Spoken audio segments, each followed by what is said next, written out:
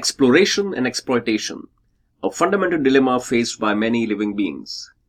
Exploration is about new ventures, gaining new knowledge and skills, whereas exploitation is about taking advantage of one's current knowledge, information, and skills.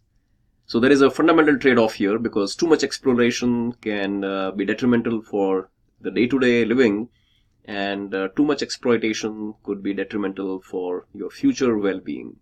So how do you maintain a balance? Now, this simulation model focuses on persistence with local exploration under varying resource distribution assumptions, whether the resources are randomly distributed, or whether they are concentrated, or whether they are uniformly distributed. And then the second thing is about time.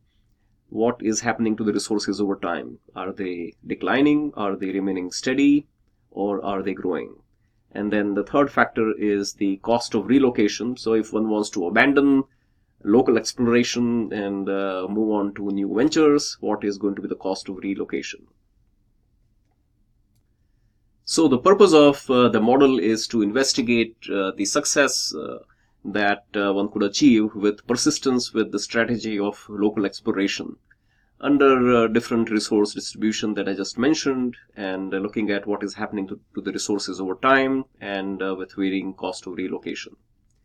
So we start with a number of agents called explorers, and these explorers have heterogeneous patience level or persistence, and whenever their patience runs out, then the agent would decide to abandon one's local area and move elsewhere.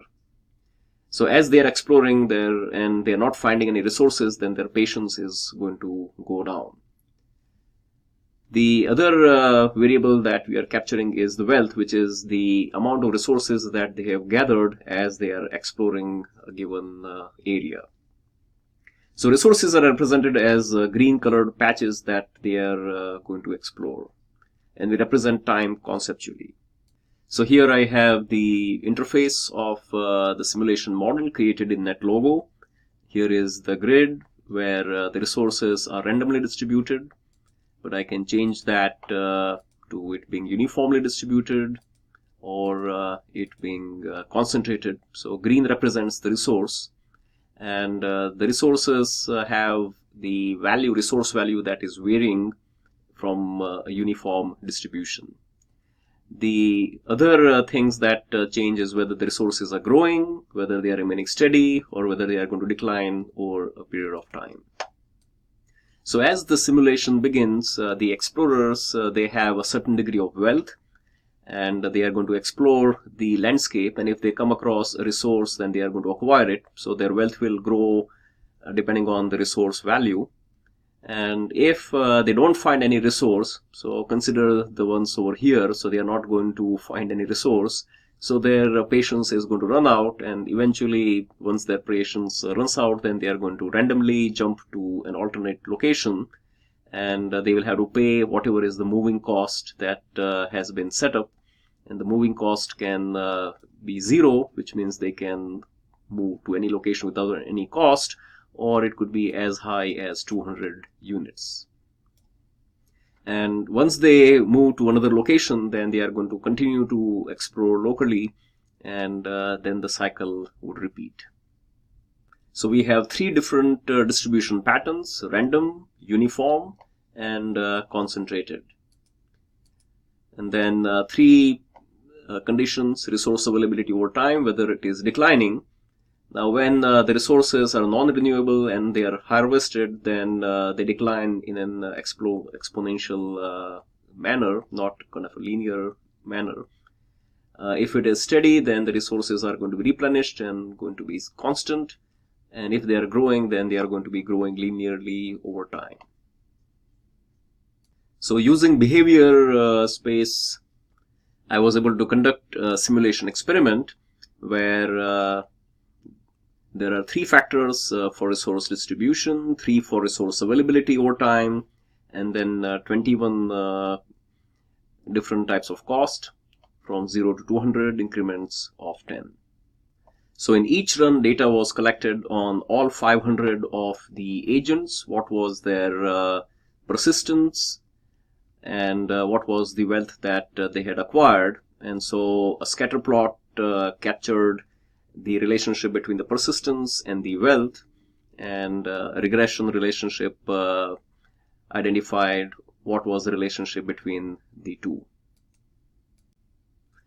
So the first scatter plot over here shows when the moving cost is 0, and one can see that there is a negative relationship between persistence and the wealth that was acquired, which means that greater persistence led to lower wealth.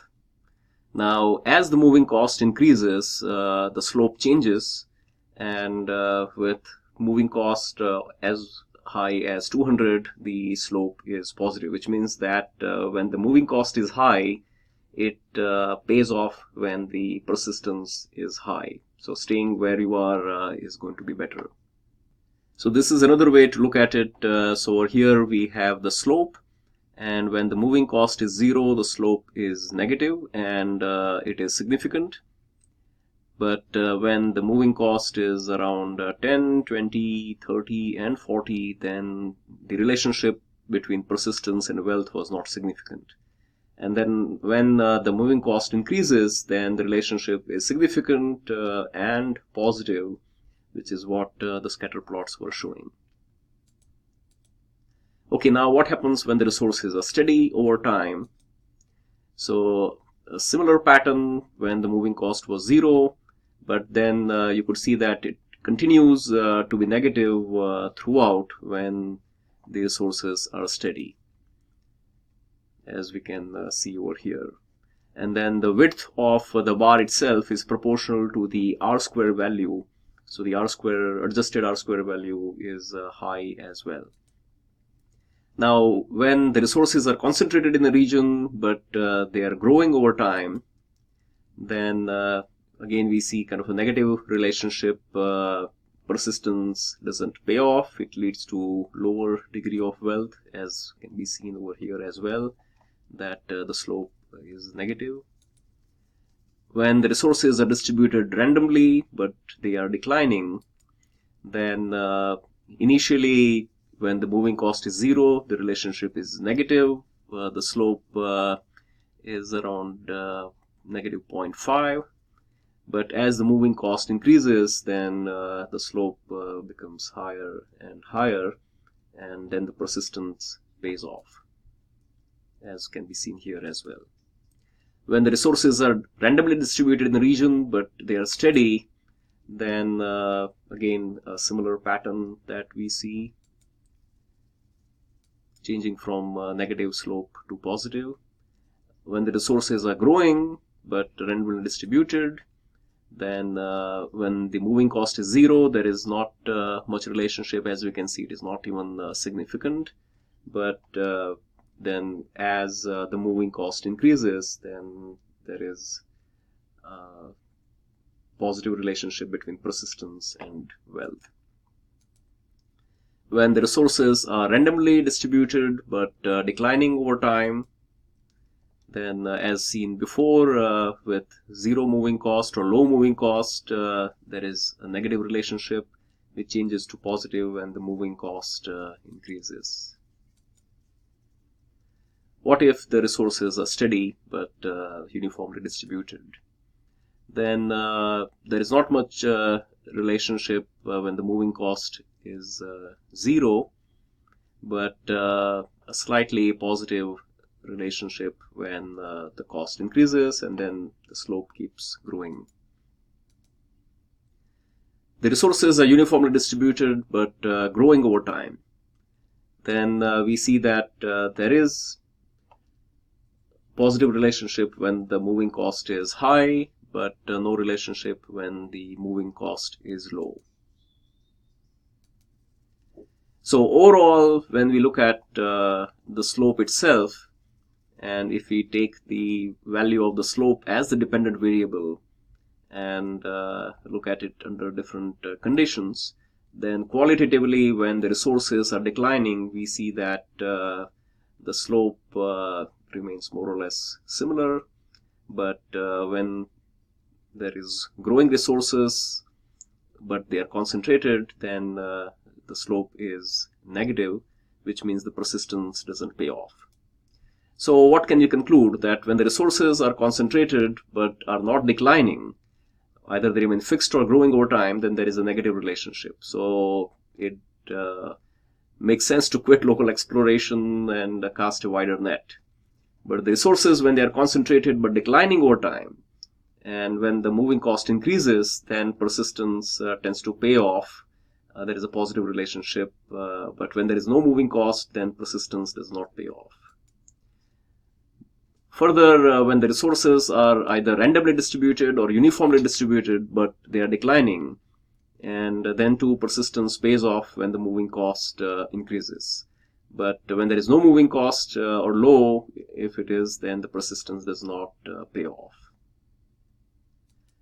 So future work could look at different types of resources. Some may be more valuable than the others, and how that would influence. And here are some acknowledgements for the software that was used for conducting the simulation as well as for conducting data analysis. So hopefully this project makes sense. I am looking forward to getting your feedback. This is again more of an exploration. Thank you.